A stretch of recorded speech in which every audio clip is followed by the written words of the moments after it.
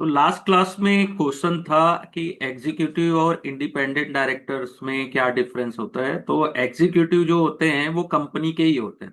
ठीक है, कंपनी के स्टाफ होते हैं जिन, ठीक है, जो कंपनी के प्रॉफिट एंड ग्रोथ के लिए काम करते हैं। ठीक है। और जो इंडिपेंडेंट होते हैं वो अनबायस्ड होते हैं। ठीक है, ये मीन्स कि उनका काम है गवर्नेंस को देखना, गुड गवर्नेंस चल रही है कि नहीं, कंपनी सही ट्रैक में चल रही है कि नहीं, रेगुलेशन को फॉलो कर रहे हैं कि नहीं। और जो इंडिपेंडेंट डायरेक्टर होते हैं उनको सैलरी नहीं मिलती है। ठीक है, उनका फीस या जो भी चार्जेस होते हैं वो मिलते हैं इनको। ठीक है। और जो एग्जीक्यूटिव होते हैं जैसे सीईओ, सीईओ, सीएफओ, वो सैलरी भी मिलती है उनको, बाकी बेनिफिट भी मिलते हैं। ठीक है। तो देखिए, यहां तक जितनी भी चीजें मैंने पढ़ाया, जैसे ये ऑडिट कमेटी का कंपोजिशन, इसमें भी 2/3 इंडिपेंडेंट होंगे। ठीक है, ये इस टाइप के छोटे छोटे क्वेश्चंस पूछे जाते हैं। ठीक है, इसको याद करिए, समझिए तो ज्यादा अच्छा होगा। नेक्स्ट है रिलेटेड पार्टी ट्रांजेक्शन्स। ठीक है, it is important to prevent related party transaction, means कि प्रमोटर ग्रुप या other majority share holder minority share holder के कॉस्ट में कुछ ऐसा तो नहीं, गड़बड़ तो नहीं कर रहे हैं। ठीक है। Ideally all material related party party transaction presented to audit committee for pre approval, यानी कि आपको करना है तो पहले ऑडिट कमेटी से प्री अप्रूवल लेना पड़ेगा। ठीक है। लेकिन सेबी ने कहा है कि प्री अप्रूवल जरूरी नहीं है, बट रिक्वायर है कि placement of all related party transaction in front of audit committee के सामने आपको रखना है, ऑल रिलेटेड पार्टी ट्रांजेक्शन। ठीक है। if the transaction is not on arm length basis, the regulation also required that company should provide justification। Justification आपको हर एक transaction में देना होगा। ठीक है। अगर आपने डिटेल नहीं बताया, आपको जस्टिफाई करना पड़ेगा, भैया ये पैसे गए कहाँ। ठीक है, ट्रांजेक्शन मीन्स पैसे की बात हो रही है कि शेयर्स की बात हो रही है, कि आपने कुछ गलत तो नहीं किया है। आप प्रमोटर हो या मेजॉरिटी शेयर होल्डर्स हो, ठीक है, और माइनर शेयर होल्डर्स के कॉस्ट में आपने कुछ ऐसी गड़बड़ तो नहीं की है। तो रिलेटेड पार्टी ट्रांजेक्शन ये वर्ड हमेशा आता है, अभी जब से आप देखे होंगे कि न्यूज़पेपर में रिलेटेड पार्टी ट्रांजेक्शन, न्यूज, इतना गूगल करिएगा, आपको और ज्यादा अच्छे से समझ में आएगा कि ये क्या कहना चाहते हैं। ठीक है, इससे क्वेश्चन आ सकते हैं। रेम्युनरेशन कमेटी, ये क्या होती है? ये कमेटी डिसाइड करती है कि डायरेक्टर और सीनियर मैनेजमेंट को क्या मिलेगा। और ये committee comprise entirely of independent director. ठीक है, इस कमेटी में भी इंडिपेंडेंट डायरेक्टर होते हैं। ठीक है। और जितने भी मेंबर्स होते हैं वो नॉन एग्जीक्यूटिव डायरेक्टर होते हैं। और इनका जो चेयरमैन भी होता है वो इंडिपेंडेंट डायरेक्टर होता है। ठीक है। अब यहां पे बात किए थे अपन कि डायरेक्टर और सीनियर मैनेजमेंट को क्या मिलने वाला है। ठीक है, इंडिपेंडेंट डायरेक्टर को क्या मिलने वाला है यहाँ पे। Ninth number, remuneration of independent, it is important that all income that a independent director earn from a company for all assignment are thoroughly disclose to the shareholders and can evaluate the true degree of independence of such director. ठीक है। तो इसमें क्या important लिखा है कि जितने भी इंडिपेंडेंट डायरेक्टर्स को कंपनी जो दे रही है, अर्न कर रही है कंपनी से, ठीक है, तो ये आपको शेयर होल्डर्स को भी डिस्क्लोज करना है कि कितने सही में ये डायरेक्टर इंडिपेंडेंट है। ठीक है, कितने आजाद। ठीक है। और सेबी ने रेगुलेशन भी डाले हैं, several other provision related to meeting of directors, various committee and several other aspect. ठीक है। Good corporate governance practice should, good corporate governance जो प्रैक्टिस है वो सभी के पास होना, यानी कि सभी कंपनीज के पास, ऑल ऑफ द अबोव जितने भी अपन ने लिखे हैं ये सब आपको फॉलो करने एज अ कंपनी। ठीक है। It would be preferable if company follow even stronger, यानी ये 9 रूल्स तो ठीक है, या ऊपर जो अपन ने स्टडी किया, लेकिन और ज्यादा स्ट्रांग है तो और अच्छा है। कई कंपनीज हैं इंडिया में जिनका जो कॉर्पोरेट गवर्नेंस है स्ट्रॉन्गर है, स्ट्रांग नहीं, स्ट्रॉन्गर। यस। Yes sir.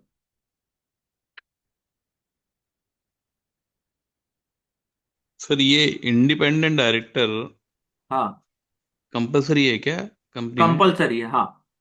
कितने कंपलसरी है। लोग? देखिए देखिए, यहाँ पे जो अपन ने ये ऊपर में जस्ट अभी पढ़ा था कि जो जो भी अपना जो बोर्ड का कंपोजिशंस होता है, ठीक है, उसमें कितने इंडिपेंडेंट डायरेक्टर होने चाहिए सेबी के रेगुलेशंस के अनुसार। इंडिपेंडेंट डायरेक्टर 50% होना चाहिए अगर चेयरमैन एग्जीक्यूटिव डायरेक्टर है तो, ठीक है। हम्म। लेकिन 1/3 अदर केसेस में कंपलसरी, हर हर कंपनी में आप इंडिपेंडेंट डायरेक्टर पाएंगे। और अगर एक चीज बताता हूं, न्यूज, आप लोग न्यूज देखते हैं ना, कभी भी किसी कंपनी में अगर कोई इंडिपेंडेंट डायरेक्टर रिजाइन देता है, वो बहुत बड़ी न्यूज होती है। अगर अच्छा। सत्यम या एक दो ऐसी कंपनीज, मेरे को भी एग्जैक्टली याद नहीं आ रहा है, लेकिन सत्यम का जो घोटाला हुआ था, सत्यम की हम्म। स्कैम, उसमें भी शायद इंडिपेंडेंट डायरेक्टर छोड़ना शुरू कर दिए थे। आप इसको एक केस स्टडी की तरह भी पढ़ेंगे तो बहुत, आप इसमें से कुछ ना कुछ पॉजिटिव या निगेटिव निकाल सकते हैं, ठीक है। तो कंपलसरी है, बोर्ड बोर्ड में होता है, ठीक है। ये देखिए ओके, तो बोर्ड। इसमें ये इंडिपेंडेंट डायरेक्टर को क्या क्या बेनिफिट मिलता है सर कंपनी में? बेनिफिट, उनको फीस मिलती है, उनको सैलरी नहीं मिलता, वो अनबायस्ड, यानी कि अनबायस्ड होते हैं। उनका काम है कि गुड गवर्नेंस कैसी चल रही, गवर्नेंस क्या, कॉर्पोरेट गवर्नेंस कैसी चल रही है, ठीक है। रूल हम्म। रेगुलेशन फॉलो हो रहे हैं कि नहीं हो रहे हैं, इसके बारे में वो ज्यादा सिंसियर होते हैं। सैलरी बेस्ड में शायद नहीं होते एग्जैक्टली लेकिन उनको कुछ ना कुछ तो भाई, अगर डायरेक्टर हो कुछ तो पैसे देगी ना कंपनी। तो यहाँ पे देखिए, पैसे की बात जो किए ना अपन, ये यहाँ पे लिखा है लास्ट वाले में, ठीक है। हम्म। क्या अर्न हो रहा है, असाइनमेंट है, तो क्या अर्निंग हो रही है उसको भी अपने को शेयर होल्डर्स को बताना है, ठीक है। और चेयरमैन या डायरेक्टर या सीनियर मैनेजमेंट का जो क्या अर्निंग है, वो डिसाइड कौन करता है, कमिटी, जो होती है इंटायरली इंडिपेंडेंट डायरेक्टर्स की, ठीक है। और उसका जो SEBI regulation should be, all member should be non executive, यानी कि इसके जितने मेंबर है वो नॉन एग्जीक्यूटिव होते हैं, ठीक है। और जो चेयरमैन होता है वो इंडिपेंडेंट डायरेक्टर होता है, मीन्स कि कंपनीज को पैसे कितने मिलने हैं, ठीक है। कंपनी के आप डायरेक्टर हो तो आपको कितने पैसे मिल रहे हैं, उसका भी डिसीजन इंडिपेंडेंट डायरेक्टर लेते हैं। लेकिन ये गुड कॉर्पोरेट गवर्नेंस की बात है ना। और ये किस पर लागू है अभी फिलहाल, अभी जो यहाँ पे देखिएगा कहाँ गया, 1000 कंपनीज, जो लिस्टेड 1000 कंपनीज है, कहाँ गया, यहीं पे कहीं पढ़े थे अपन कल की क्लास में। ये ऊपर है सर, ऊपर है ये। ये यहाँ पे ये तो कुछ चीजें हैं, ठीक है। कुछ चीजें हैं इफेक्टिव कॉर्पोरेट गवर्नेंस के लिए, ठीक है। सीईओ कौन होगा, यानी कि separation of board chairman role, ये सब चीजें आप एक बार दो बार तीन बार रिवीजन करेंगे ना, बहुत सारे ये। और मैं आपको एक चीज बताऊं, ये जितनी चीजें अभी अपने को बोरिंग लग रही होगी, थोड़ी सी इंटरेस्टिंग भी है, और 80% बोरिंग चीज है ये। तो इसमें से क्वेश्चंस आते हैं। अगर अपन चैप्टर जो लास्ट 13 चैप्टर जो रूल रेगुलेशन की बात किए थे, उसके बाद ये ऐसा चैप्टर है जहां से कुछ भी पूछा जा सकता है, ठीक है। तो ये जैसे 1/3 है कि टॉप 1000 कंपनीज, ठीक है। और यहाँ पे जैसे अभी अपन ने देखा था कि 2/3 इंडिपेंडेंट डायरेक्टर्स होते हैं ऑडिट का कमिटी कंपोज में। तो ये सब क्वेश्चंस आते हैं, ठीक है, और बहुत इंपॉर्टेंट है। नेक्स्ट जो इंपॉर्टेंट है वो प्रमोटर होल्डिंग, ठीक है, the sir concept of, yes yes. एक एक मिनट सर। जो इंडिपेंडेंट डायरेक्टर सर, मतलब आजकल एक कुछ कोई कोर्स भी निकला है क्या इंडिपेंडेंट डायरेक्टर के नाम से? मेरे को सर्च करना पड़ेगा। अ, ओके ओके, क्या वो तो, ऐड ऐड हाँ दोबारा था सर? हाँ, जैसे यानी कि आप एक बार, ऐड तो बहुत आते हैं लेकिन मैं ये बोलता हूँ कि जो गवर्नमेंट रिकॉग्नाइज कोर्सेज हैं उसी को करिए, उसमें पैसे कम लगते हैं, तैयारी हम्म। ज्यादा करनी पड़ती है, ठीक है। और अगर आप गवर्नमेंट अप्रूव जो कोर्स है जैसे एनआईएसएम है, इवन एनसीएफएम भी ठीक है, उसमें पैसे कम लगते हैं, लेकिन बाकी जगह सेम चीज को पढ़ाने का कुछ ज्यादा ही पैसे लेते हैं वो। और उसका कोई वैल्यू नहीं रहता है, मीन्स कोई सर्टिफिकेट की क्या वैल्यू, डिग्री की वैल्यू होती है, ठीक है। लेकिन गवर्नमेंट अप्रूव है जैसे तो उस पर ज्यादा फोकस करिए। और अगर कुछ दिखता है, आपको कहीं डाउट हो, तो मुझको आप व्हाट्सअप भी करोगे तो मैं उसको रिसर्च करके आपको बता दूंगा कि इतने पैसे में ये कोर्स करना सही है कि नहीं है। ठीक है, इतना मैं कर सकता हूँ। तो क्या है कि किसी के पैसे वेस्ट नहीं होने चाहिए, और अच्छा यानी कि एक वैलिड चीजें मिले तो ज्यादा अच्छा होता है। एक जैसे ये एनआईएसएम के कोर्सेस हैं, इसकी वैलिडिटी बहुत अच्छी है। ठीक है, लोग जानते हैं नाम से कि हाँ एनआईएसएम। मैंने अभी किसी को बताया कि मैंने एनआईएसएम का common derivative exam X triple I pass किया है, तो लोग उसमें भी मुझ यानी कि 3-4 महीने पहले की बात है, तो उसमें भी लोग मुझसे पूछ रहे हैं कि ये सर हमारी भी हेल्प कर दीजिए पास करने में। तो यानी कहीं ना कहीं डिमांड है इन सब कोर्सेज की, कॉमन है। ठीक है, तो मेरे को भेजिएगा, मैं देख के आपको बता दूंगा। ठीक है, फिर प्रमोटर होल्डिंग। ठीक है, प्रमोटर्स क्या होता है, अगर लीगल डेफिनेशन में जाए तो promoter really doesn't define their role. ठीक है, प्रमोटर कौन होते हैं, investor who has been named और is identify as a promoter. ठीक है, promoter group of share holder typically compromise of those who were part of initial founding of company. Promoters किसको बोलते हैं, अगर मैंने नई कंपनी बनाई है और इनिशियली उसको कोई पैसे दे रहा है या सपोर्ट कर रहा है, या part of group of controlling share holders, share holders को कंट्रोल कर रहे हैं, वो उनके पास ज्यादा शेयर है।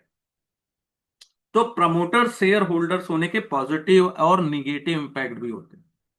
ठीक है, तो पहला क्या होता है कि promoters group of share holders होते हैं, उनके पास higher level of control on management होता है, कंट्रोल करते हैं वो मैनेजमेंट को।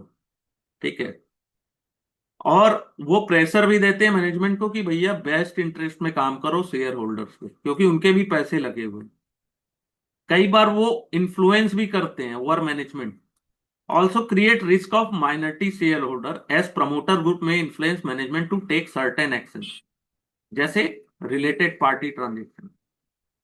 ठीक है, जो बेनिफिशियल है किसके लिए, प्रमोटर ग्रुप्स के लिए।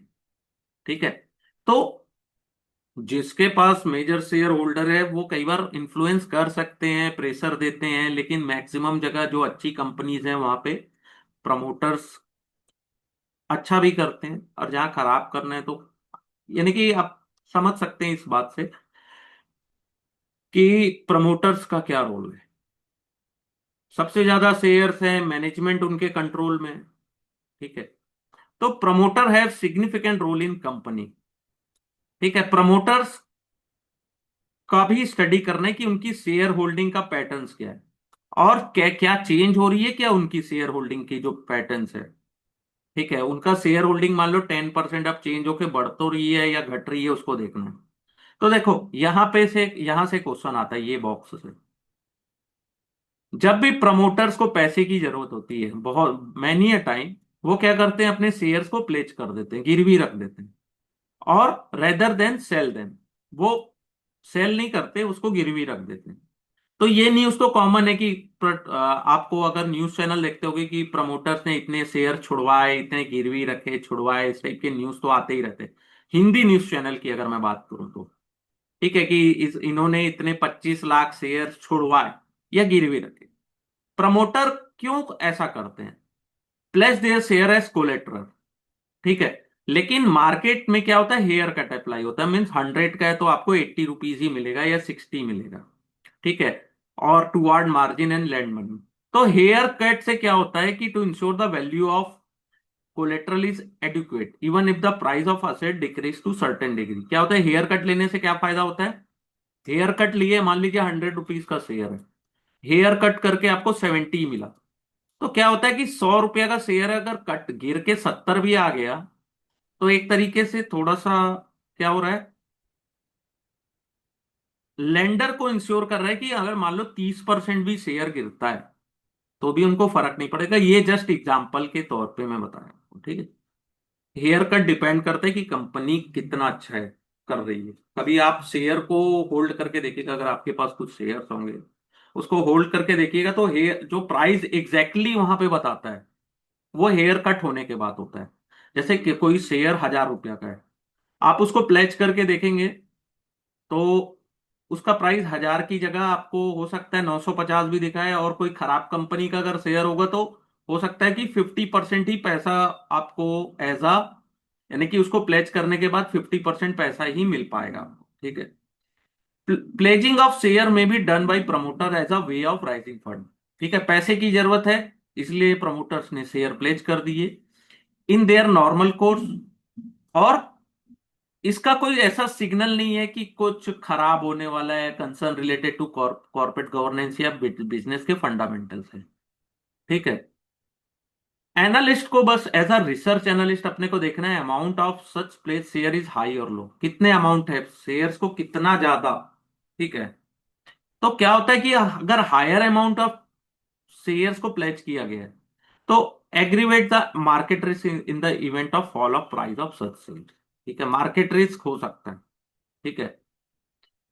क्यों? क्योंकि अगर शेयर का प्राइस कम होगा तो मार्जिन जो है, आपको as a eliminate the margin for the lender who may then be force to liquidate the shares. कई बार क्या होता है, शेयर गिरते हैं ना, तो जो गिरवी रखे रहते हैं जो लेंडर्स, वो क्या करते हैं, सेल कर देते हैं शेयर।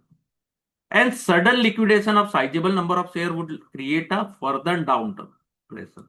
जैसे गिरा 20-30%, और ज्यादा गिरा तो क्या होगा, आपको डर लगेगा कि मैंने उधार दिया है, हो सकता है शेयर जीरो भी चला जाए, तब आप भी उसको सेल करना शुरू कर दोगे, तो नुकसान हो सकता है।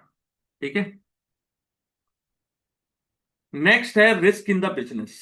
ये आता है, ये शेयर से प्लेजिंग जो मैं बता रहा हूं, इतने डिटेल में आपको समझा रहा हूं, जैसे ये बॉक्स मैंने बनाया है, यहां से क्वेश्चन आता है।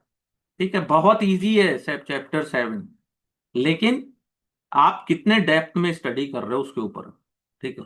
रिस्क क्या है? ठीक है, promoter love to talk of grand future if they dream और विजुअलाइज। ठीक है। Very rarely would they talk about risk associate with the journey of converting their dream into reality. ठीक है। ठीक है, borrowing from the international market at low rate look attractive. क्या होता है, एक एग्जांपल दिया गया कि कोई भी प्रमोटर्स है या कोई भी आपके बिजनेस में पैसा लगा रहा है, तो क्या चाहते हैं, उनका ड्रीम बड़ा होता है, उनको पैसे ज्यादा चाहिए, रिस्क भी होता है उसमें। अब जैसे एग्जांपल दिया है कि आप इंटरनेशनल मार्केट से लो रेट पे आपने पैसे उठा लिए एट लो रेट, लेकिन करेंसी का रेट बढ़ का, आपका जो डोमेस्टिक करेंसी है, लोकल करेंसी, उसका रेट कमजोर हो गया, जैसे रुपीस कमजोर हो गया, तो उससे क्या होगा, करेंसी रिस्क होगा, जिसके कारण क्या होगा, आपको ज्यादा पैसे पेड करने पड़ जाते हैं। ठीक है। जो एंटरप्रेन्योर होते हैं are by nature risk taker होते हैं। कौन होते हैं? रिस्क टेकर होते हैं, और have the psychological ability to bear the shock. क्या होता है, उनकी एक एबिलिटी है कि कितनी भी गिरावट हो जाए उनको कोई ज्यादा फर्क नहीं पड़ता है, ऐसा यहाँ पे लिखा हुआ है। क्यों? अगर आप कोई नेचर है उनका रिस्क टेकिंग का, तो उनको फर्क नहीं पड़ता है। ठीक है, लेकिन क्या होता है, अगर आपने रिस्क ही नहीं लिया लाइफ में, तो फिर आप आगे कैसे बढ़ोगे? जैसे यहां पर लिखा है, एक एग्जांपल ये आता है, ये वाला एग्जांपल पूछता है, एक दो बार पूछा है, ये वाला पूछा है। जैसे ये एक नाम लिखा है रूपर्ट मडरॉक, वो फेल हुए थे 3 बार, 3 बार फेल हुए थे। अब ऐसा नहीं किसी एग्जाम में फेल हुए, जो भी उनकी लाइफ में था, उनका एक ड्रीम था जो बनाने का, लेकिन बाद में उन्होंने successfully created the star empire. ठीक है। स्टीव जॉब जो हैं, उनको अपनी ही एप्पल की कंपनी से बाहर निकाल दिया गया, थ्रो आउट। लेकिन बाद में बुला लिया गया, ऐसा बुलाया नहीं गया था, एक्चुअली उनकी एक कंपनी है पिक्सर, उन्होंने निकाल दिया एप्पल से, तो ऐसा नहीं घर बैठ गए थे, उन्होंने फिर से एक कंपनी बनाई थी। ठीक है, ग्राफिक्स या डिजाइन की कुछ कंपनी थी, वापस एप्पल ने उसको टेक ओवर किया था, तो वो वापस आ गए थे। ठीक है, लेकिन वो भी एक सक्सेसफुल वेंचर है। ठीक है, सक्सेसफुल वेंचर हुआ।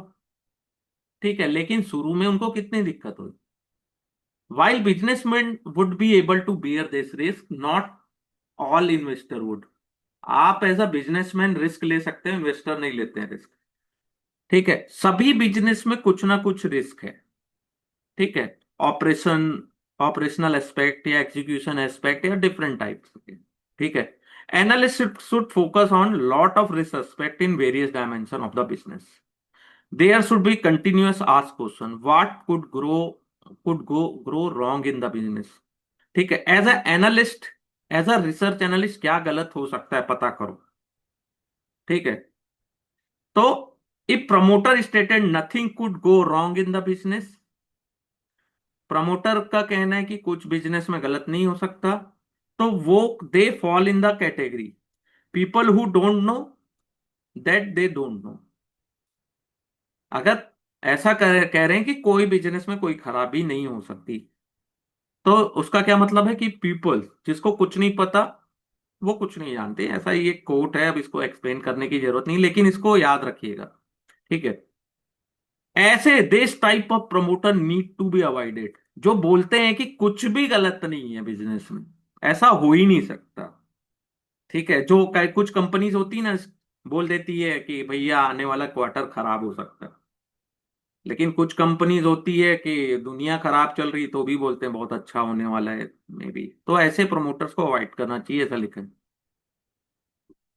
A good businessman would always cognizance of the risk in the business. एक अच्छे बिजनेसमैन को पता होना चाहिए कि क्या रिस्क है उनके बिजनेस में, और वो स्टेप भी लेते हैं, यानी कि प्रोटेक्ट करने के बिजनेस को फ्रॉम देयर इफेक्ट। मीन्स कुछ भी अगर बिजनेस में खराबी आने वाली है या आ सकती है, तो उसके लिए कौन कौन क्या करते हैं, ये ऑलरेडी स्टेप ले लिए रहते हैं पहले से कि ऐसा कुछ हुआ तो अपन बिजनेस को अपने प्रोटेक्ट कर पाए। ठीक है, तो ये भी इंपॉर्टेंट पॉइंट है। नेक्स्ट है history of credit rating. Credit rating अपने को पता है कि क्रेडिट रेटिंग क्या होती है। पहला, refer the rating of the ability of borrower to service is debt related obligation, कि आपने उधार लिया एज अ बोरोवर, तो आपको रेटिंग मिलेगी, यानी कि एज अ बोरोवर आप पटा पाओगे कि नहीं पैसे दे पाओगे। जैसे होती ना credit rating agencies which provide by credit rating agency, जो होती है वो इशूअर लेवल पे भी आपको बताती है, individual as well as individual debt level भी बताती है। ठीक है, और दोनों की एक रेटिंग होती है, एक शॉर्ट टर्म होती है, एक लॉन्ग टर्म रेटिंग होती है। ठीक है, although credit rating pertain to debt, it also relevant to equity investor, as a company can provide return to equity investor only if lenders are service first। ठीक है, तो क्रेडिट रेटिंग से क्या पता चलता है कि क्या कैसा रहेगा इनका डेप्ट का क्या है। ठीक है, जैसे ट्रिपल ए है, डबल ए है, डबल बी है। ठीक है, तो क्रेडिट रेटिंग और क्या प्रोवाइड करती है, investor who with the level of financial risk involve and कैल thus drive the return expectation of investor. Means अगर आपको कोई बॉन्ड दिखता है, गवर्नमेंट बॉन्ड्स, तो उसकी पहले रेटिंग देखो, ट्रिपल ए है, डबल ए है, ट्रिपल बी है, तो उसके अनुसार आपको पता चलेगा कि फाइनेंशियल रिस्क कितना इन्वॉल्व है। ठीक है, एक्सपेक्टेशन रिटर्न मिलेगा कि हो सकता है कि जो पैसे लगाए हो वो भी डूब जाएगा। ठीक है, ये इंपॉर्टेंट है। क्रेडिट रेटिंग से भी कुछ क्वेश्चन आते हैं। Going through the historical evolution of credit rating of company can also provide prospective of how management react to external feedback. ठीक है, credit rating report specify what are the factor that have lead to rating agency concluded on particular rating. ठीक है, countries की भी होती है, country wise भी होती है क्रेडिट रेटिंग। अगर आप अच्छा कर रहे हो तो आपकी क्रेडिट रेटिंग चेंज भी होते रहती है। ठीक है, तो उसी के बारे में यहाँ पे डिटेल में बात की गई है, और कुछ नहीं है इसमें कुछ खास। लेकिन पूछा जाता है क्रेडिट रेटिंग से, आपको ये पता होना चाहिए कि क्रेडिट रेटिंग होती क्या है। ठीक है, क्यों, और उससे क्या लॉजिक निकलता है कि एज अ रिसर्च एनालिस्ट आप किसी की रेटिंग देख के क्या बता सकते हो। ठीक है, नेक्स्ट वन है ईएसजी, बहुत इंपॉर्टेंट है ये, आता ही आता है question. Most investor focus on profit generating ability of business to make investment decision. Investor क्या फोकस करते हैं कि पैसे जनरेट होने चाहिए। ठीक है, लेकिन लास्ट फ्यू ईयर से social discussion about company and business have also started focusing on sustainable development and corporate social responsibility. CSR जिसको बोलते हैं, कॉर्पोरेट सोशल रिस्पॉन्सिबिलिटी। ठीक है। तो इसे कहा गया है इन्वायरमेंट सोशल कॉर्पोरेट गवर्नेंस। ठीक, ESG। ठीक है। Initially the framework was used by the handful of impact investor, लेकिन आज के डेट में ये धीरे धीरे पॉपुलैरिटी गेन करते रहे हैं और लोगों को अवेयरनेस भी आ रही है। ठीक है, कि ESG क्या है। जैसे कोई कंपनी है जो इन्वायरमेंट को बहुत हार्मफुल पहुंचाती है, ठीक है, तो और या फिर सोशली क्या करती है, इसको देखते हैं अपन। पहला, how does the company activity affect the environment. आप कंपनी कितना एनवायरमेंट को अफेक्ट डालती है। Company with lower carbon emission and lower contribution to pollution rank better. जो कार्बन एमिशन या पॉल्यूशन नहीं फैलाती वो ज्यादा अच्छा रैंक में है। ठीक है। जैसे जो ज्यादा प्रदूषण फैला रही है तो उसको खराब भी रैंक में काउंट किया जाता है। Second, what are the activity company perform in social development. सामाजिक विकास के लिए क्या कर रही है, social development. This include focus on human rights, gender equality and many social factors. ठीक है। जो कंपनीज कंट्रीब्यूट ज्यादा अच्छा कर रही है उनको इसमें बेटर रैंकिंग मिलती है। ये आएगा ही आएगा, important, very very important. The last criteria on corporate governance standard follow by the company. Corporate governance को फॉलो कर रही है कि नहीं कर रही है कंपनी। ठीक है। ESG इन्वेस्टर जो होते हैं वो शॉर्टलिस्ट करते हैं देयर पोटेंशियल इन्वेस्टर, यानी कि ये अगर फॉलो हो रहा है तभी वो इन्वेस्ट करेंगे, और शॉर्टलिस्ट करते हैं। ठीक है। The stock doesn't become automatic investor, investor perform all other regular analysis. यानी कि केवल ये देखना नहीं है, लेकिन ESG में अच्छी है और बाकी भी जो एनालिसिस एनालिसिस अगर इन्वेस्टर ने की है या एनालिस्ट ने की है तो आप इन्वेस्ट कर सकते हैं। केवल एक फैक्टर ESG में अच्छी है तो ऐसा नहीं है कि आप पैसे लगा दिए पूरे। ठीक है। यहाँ पे ये एक छोटा सा डिस्क्लेमर है ये एक तरीके से। ESG framework appear more focused on ethical criteria than financial criteria. ESG का मतलब है कि आप इथिकली कितने स्ट्रांग हो, कितना फोकस्ड हो इथिकल। ठीक है। जैसे the proponent of framework cites several financial advantage that accrue to company following ESG. Company focused on environment face minimum disruptions on account of regulatory intervention of environmental activism. ठीक है। Company working toward social cause generate positive recall value in the society. जो social cause करती है companies, जो government की companies है, उनका तो आपने देखा होगा कि पेड़ पौधे लगा रहे हैं, ब्लड डोनेशन कर रहे हैं, या फिर किसी स्कूल के लिए उन्होंने अच्छा किया है, किसी हॉस्पिटल के लिए, या कोई भी कहीं सड़क बना दिया है, कहीं पे उन्होंने पानी की व्यवस्था कर दी है, तो एक लगता है ना कि नहीं अच्छा है। तो ये ज्यादा से ज्यादा लोगों को इजी करता है कि recruit employ and attract customer. Customer भी अट्रैक्ट रहता है, नहीं इनका काम अच्छा है। ठीक है। Sustainable production cost can lead to less cost of account of power consumption और वाटर यूसेज। पावर कंजप्शन तो ज्यादा नहीं है, या मिसयूज वाटर का यूजेस तो मिसयूज तो नहीं कर रहे हो आप। ठीक है। प्रोडक्शन जो आपका प्रोसेस है उसमें ज्यादा पानी की तो जरूरत नहीं है, या ज्यादा पावर तो आप यूज नहीं कर रहे हो। ठीक है। Strong corporate governance practice reduce risk perception and in turn reduce the cost of capital for the organisation. ठीक है। तो equity analyst can include discussion on ESG parameter so that it can guide investor who are for ESG factors. ठीक है। तो ये चीज याद रखिएगा, कई बार इस टाइप के क्वेश्चन आते हैं कि कुछ जो इन्वेस्टर है, ऐसा केस स्टडी है कि इन्वेस्टर चाहता है कि वो ऐसी कंपनी में इन्वेस्ट ना करे जो हेल्थ के लिए नुकसानदायक या हार्मफुल थिंग्स बना रही हो, या पॉल्यूशन ज्यादा फैला रही है। ठीक है। तो वैसी कंपनीज में बहुत से इन्वेस्टर नहीं चाहते हैं, क्योंकि वो इथिकल एक डिलेमा होती है उनके साथ कि नहीं चाहते। तो ये भी जैसे सिगरेट तंबाकू वाली कंपनीज हैं उनमें वो इन्वेस्टमेंट नहीं करना चाहते, चाहे रिटर्न 4 गुना 5 गुना भी हो जाए। ठीक है। तो ये भी एक चीज है। SEBI has proposed strengthening regulation on ESG ठीक है, by listed entity to enhance their credibility has named the top 1000 company to make ESG disclosure as per business responsibility and sustainability report BRSR parameter FI 2023। ठीक है, तो सेबी ने ऐसा कहा है कि आपको 1000 लिस्टेड कंपनी की ईएसजी डिस्क्लोजर देना है आपको, लेकिन कैसे पैरामीटर में, business responsibility and sustainable report parameters from 2023। ये बॉक्स, यहां से भी क्वेश्चन आ सकते हैं। ठीक है, ये ज्यादा से ज्यादा more transparency as require for ESG और data point name for the ESG based investing. ठीक है, 175 कंपनी ने वॉलंटरली रिपोर्ट किया था BRSR को फिनेंशियल ईयर 2022 में। ठीक है, लेकिन यहां पे क्या किया इन्होंने,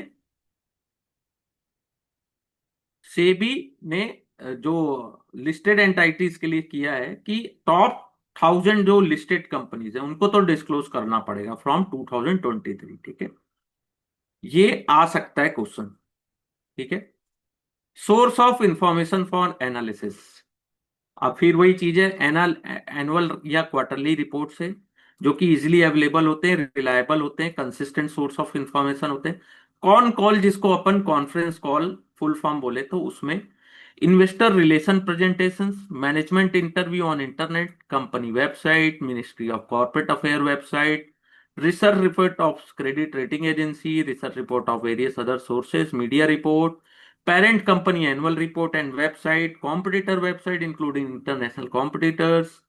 ठीक है, print media report on companies, discussion with supplier, vendor, consumer and competitor, BRSR report on for ESG disclosure. तो ये भी क्वेश्चन आ सकता है। Point number 7.10, source of information, तो ये भी पूछा जा सकता है। ठीक है,